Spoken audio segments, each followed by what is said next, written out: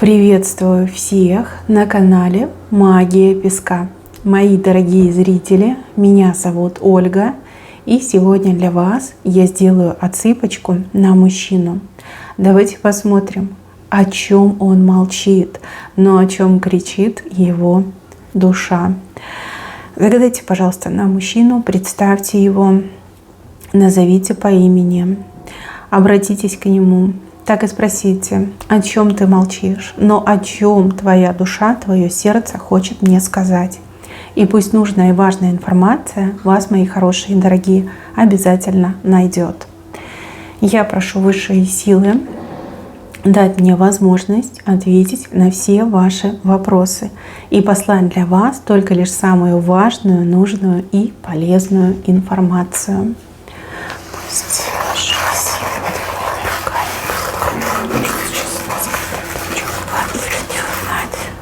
Ох, какая вы крутая! О, посмотрите, какая у вас фигурка и какая у него фигурка. Вы крутая, вы независимая, вы живете на полную, вы жизнью наслаждаетесь. А мужчина, смотрите, как прогнулся, согнулся, какой-то буквой непонятной стоит. Что это? Буква Н, буква К, что с ним вообще происходит? Вы в выгодном положении, а он в каком-то несчастном положении. Либо он спину гнет перед вами. Может быть, вы его на место поставили, а может быть, вы показали свою устойчивость, независимость, самостоятельность. Вот где-то как будто бы как конкуренция между вами была. И вы, выиграли, получается, да? Выиграли. Смотрите, здесь мужчина такой немножко, не могу сказать, что закомплексованный, скорее всего, с какими-то шорами. Ему казалось, что он такой прям пуп земли, что он самый крутой, самый лучший, самый умный, самый успешный, пока не встретил вас. А вот когда вас встретил, его этот карточный домик успешного успеха просто рассыпался. Оказалось, что вы гораздо успешнее, вы гораздо умнее, вы гораздо самостоятельнее. Скорее всего, вы прям такая пользуетесь популярностью, да, успешная, красивая женщина, а он всего лишь носил маску, да, успешного человека. И, особых там, не знаю, интеллектуальных способностей, знаний, если даже они есть, то они очень сильно уступают вашим, да. Вы не кичитесь тем, что вы знаете и умеете, а он, наоборот, этим кичится, но на самом деле, у него там пустота. Вы реально крутая. Вот в его глазах вы очень крутая. О чем он вам не говорит? О том, что вы лучше, чем он. О том, что он преклоняется перед вашими способностями, перед вашим талантом. Что он признает, что вы гораздо лучше. Он хотел бы у вас учиться. И также он не говорит о том, что он вам завидует. Вот он так, как вы, не может. Он не настолько грамотен, он не настолько знает что-то, либо кого-то. Он не настолько умеет себя вот так расслабленно вести, либо добиваться целей. Для него там каждое поражение — это как рана, которая не заживает. А для вас каждая неудача — это как вызов. Да? Вызов все изменить, побороться, получить победу, вырвать победу. У вас вообще такой характер, знаете, боевой, я бы даже сказала. Вы любите драйв, вы любите адреналин, вы любите ставить цели и любите их достигать. А мужчина наоборот. Он вот по накатанной умеет только ходить. Да? Вот когда дорожка ровная, вот там он пройдет. А если нужно преодолеть какие-то препятствия, скорее всего, туда он не пойдет. Да, вы крутая. Вот идет мне, что вы крутая, и все. Это его слова. Она крутая, она лучше, чем я ей завидую. Я хочу быть как она, хотя бы чуть-чуть приблизиться к ее уровню. Он очень многое от вас берет, буквально, да, он даже какие-то слова ваши говорит, либо пользуется вашими умозаключениями, да, вашими какими-то методами, способами, чего-то добиться, получить. При этом ему немножко как-то некомфортно, но потому что он чувствует себя рядом с вами, как будто бы он какой-то неуч, да, маленький мальчик, которому еще предстоит учиться и учиться. С одной стороны, вы для него прям дар небес, да, потому что таких женщин у него никогда не было. Вы именно женщина, не знаю, первоклассная, высший уровень пилотажа. Вот таких женщин не было, он не особо понимает, как с вами нужно общаться, что можно, что нельзя. То есть он привык там, ну, с обычными девушками общаться там, своего уровня, а тут вы такая, понимаете, императрица, нарисовались. Конечно, у него глаз на вас горит, но с другой стороны он чувствует свою ущербность и несостоятельность в сравнении с вами. Там всякие друзья у него тоже есть, они на вас смотрят восхищенными взглядами, и при этом это вас жалеют и говорят: блин, она такая крутая, как ты с ней справляешься, да, не страшно тебе, вот, надо же ее удивлять, надо ее радовать, она столько всего знает, умеет, у нее там, не знаю, работа классная, либо у нее свой бизнес есть, либо она, ну, женщина прям такая вот состоявшаяся, а ты, что ты ей говоришь, либо как ты будешь это вывозить, эти отношения. То есть много таких разговоров ходит. И что я вижу, то, что мужчина, с одной стороны, он и счастлив, и несчастлив. Это как-то все одновременно у него происходит. Конечно, ему бы хотелось быть с вами на одной волне, на одном уровне. Конечно, ему бы хотелось быть круче, чем вы, но это невозможно, это нереально. Нереально, возможно, сейчас. Между вами есть какая-то разница. Может быть, у вас есть академическое образование, вы очень грамотная, начитанная женщина, вы любите учиться, развиваться, у вас там карьера, работа и прочее, прочее.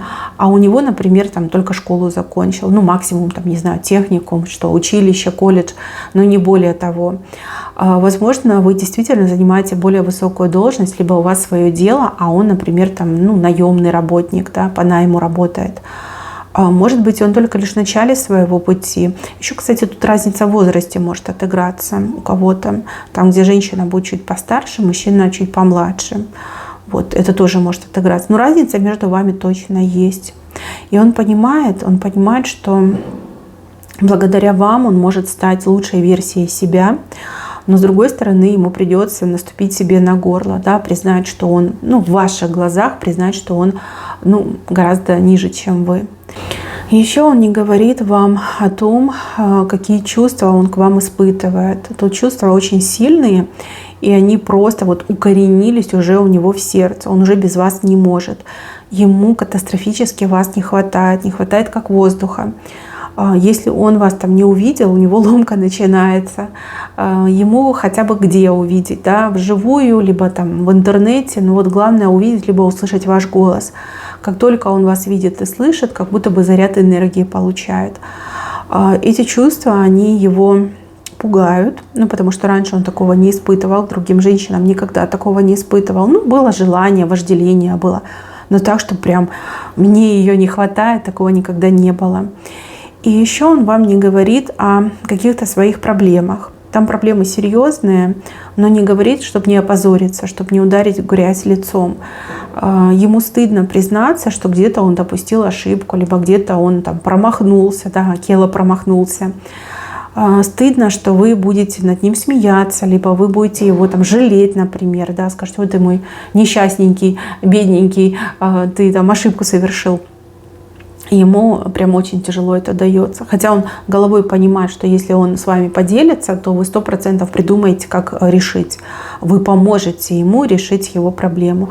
Но это так стыдно, да, это же надо признавать, что несостоятельный, либо допустил ошибку. Вот. Также у кого-то еще отыграется, что у мужчины есть какой-то долг, ну, долг перед банком, либо долг перед родителями. Ну вот кому-то он еще должен. И должен, скорее всего, да, деньги. Может быть, там машину ему родители купили, а он вам рассказывает, что это я сам там заработал, да, вот прям пошел, наличку дал и купил. Вот, а на самом деле, да, родители откладывали, ему деньги дали. Ну, либо он взял кредит и купил эту машину. Очень боится, что вы правду узнаете. Очень страшно ему. Если он не знакомит вас со своими близкими, там, друзьями, либо родителями, то да, это как раз этот вариант, когда он скрывает свою финансовую состоятельность, вернее, несостоятельность, да, потому что денег у него не так много, как он демонстрирует, транслирует, либо хотел бы, чтобы вы думали. И еще он от вас скрывает то, что какая-то женщина падает за ним. Извините, скажу, как вижу. Какая-то девчонка к нему прицепилась, и она вообще слов не понимает. Да? Он ей говорит, что я тебя не люблю, ты мне не интересна, у меня есть совершенно другая женщина, которую я люблю, с кем я хочу построить семью.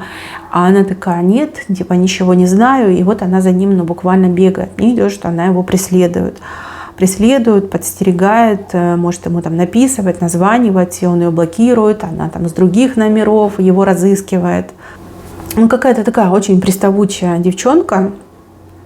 Она почему-то в нем видит прям какого-то принца, да, наследника престола. На самом деле он таким не является. Но, может быть, он там какой-то девчонке пустил в пыль глаза, она поверила и прям вцепилась в него, знаете, как пиявочка.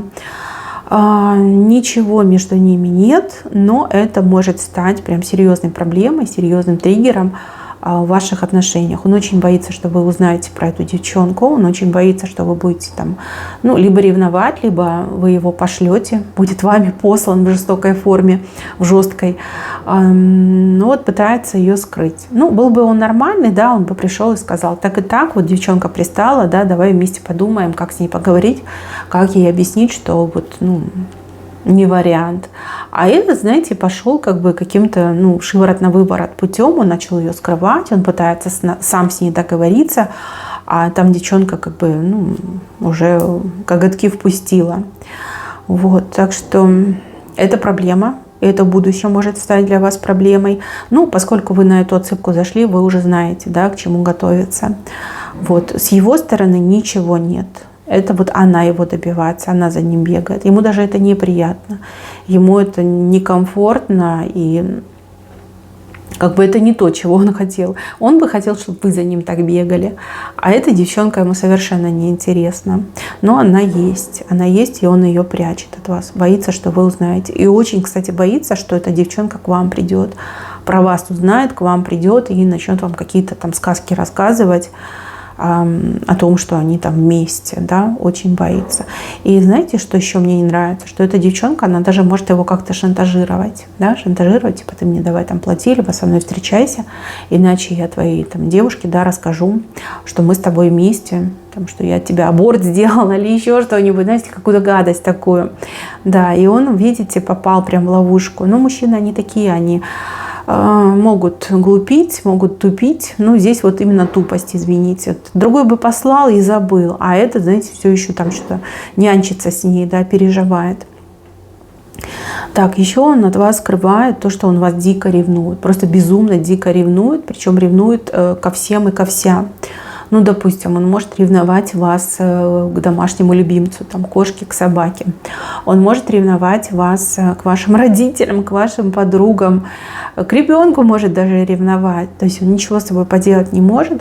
Ему кажется, что вы без остатка должны принадлежать ему, а он вам. И то есть не должны вы уделять время другим людям, да, существам, которые вас окружают. Если у вас есть кошечка либо собачка, и он ревнует, это прям вообще, уму непостижимо, это настолько, глупо, даже не знаю, как это можно, как может взрослый человек на такое пойти, да, чтобы ревновать к животному. Так, по поводу вашего круга общения, прям к подругам ревнует, к родственникам ревнует, к коллегам ревнует. Ему кажется, что эти люди воруют ваше внимание, что они отвлекают вас от него.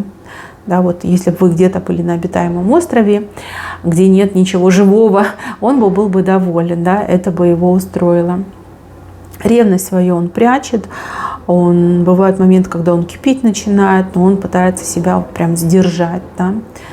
Сдержать, знает, что вы не потерпите. Кстати, он многое знает о вашем характере. В плане того, насколько вы сильный человек, насколько вы независимый человек. Характер, конечно, у вас генеральский, но с другой стороны, его это возбуждает. Да? Ваш сильный характер его возбуждает очень сильно. И еще, мои хорошие, он скрывает то, что он молится. Не знаю, может быть, для него это как-то стыдно говорить о религии, о том, что он молится, о том, что он верующий. Он молится за вас, он молится за ваше совместное будущее. Ну, он Бога просит, чтобы вы его не бросили, да, чтобы все было хорошо, чтобы на другого мужчину не посмотрели, чтобы у вас союз с ним был, ну, типа брак, свадьба. Ну, молитву читает, да. Может быть, он себя позиционирует как атеиста, либо деиста, а на самом деле он прям верующий, да, молитвы точно читает, и, возможно, в храм заходит, ну, просит Бога, чтобы вы его не бросили, в нем не разочаровались. Ну, мне кажется, если бы он вам открыто это сказал, что я верю, там, я молюсь, наоборот бы вы его за это похвалили, ну, типа, вам бы это понравилось. Но он скрывает, наоборот, он, скорее всего, там высмеивает какие-то вещи, либо он такой крутой, он такой прям весь начитанный, знающий, там, религия, это культ, да, я ни во что не верю. На самом деле верит. И вот мне идет, что именно молится и молится за то, чтобы вы его не бросили, и чтобы вы, ну, его полюбили, чтобы вы вместе были, да, об этом он не говорит. Так, еще он не говорит о том, что ему очень тяжело вам соответствовать в плане, ну, вот каких-то интеллектуальных вещей, да. Он начал больше то ли читать, то ли какие-то познавательные передачи смотреть, то ли он постоянно что-то вот пытается подпитать какими-то вот знаниями свой мозг, да, ну, потому что он вам проигрывает. Ему иногда так стыдно, потому что вы так легко говорите о разных вещах, вы так много знаете, а он прям, знаете, лицом в грязь. Каждый раз окунается, и он такой, блин, она узнает, она поймет, что я невежественный. Хотя я думаю, что вы и так уже об этом знаете, но вы это принимаете, да. Вы не считаете, что если человек там не знает что-то наизусть, либо не помнит какие-то даты, не разбирается в каких-то вещах, что он плохой. Нет, вы к этому нормально относитесь, вы не кичитесь своим знанием, а он, видите, стесняется. И вот получается, что он тайно вот обучается, чтобы вам соответствовать, чтобы там прям блеснуть своим умом. Очень ему хочется приблизиться к вам, да, вот именно во всех аспектах, да, быть равным хочется. Ну, что есть, то есть, мои хорошие. Я думаю, что этот мужчина еще не раз вас удивит, и у него такие прям планы серьезные на вас, планы именно на общий дом, на семью, на кольцо, на детей, понимаете, вот этого всего он хочет с вами. Он может вам говорить, что я там типа не создан для семьи, нет, там штамп в паспорте разрушает отношения, там любовь губит. На самом деле он просто мечтает об этом, он очень этого хочет. Может, он видит вашу независимость и от этого отталкивается, да, может быть, у вас брак за плечами был, и вы такая, ну, типа, я не спешу замуж. И он такой, я не хочу там жениться. А на самом деле у него аж поджилки трясутся, как ему хочется назвать вас своей женой и вот прям строить с вами семью, любовь, семью, будущее. Это есть. Это есть. И вот в этом он, кстати, вам совсем скоро признается. Либо будет какой-то откровенный разговор, либо он, может быть, там немножечко выпьет и прям начнет вам рассказывать, как он мечтает о доме, чтобы вы там хозяйка были, и чтобы вы его там ждали в этом доме, либо вы там в этом доме жили, детей заводили. Вот это он вам, скорее всего, расскажет. Мои хорошие, на этом у меня все. Берегите себя. Всем спасибо за внимание. Всем пока-пока.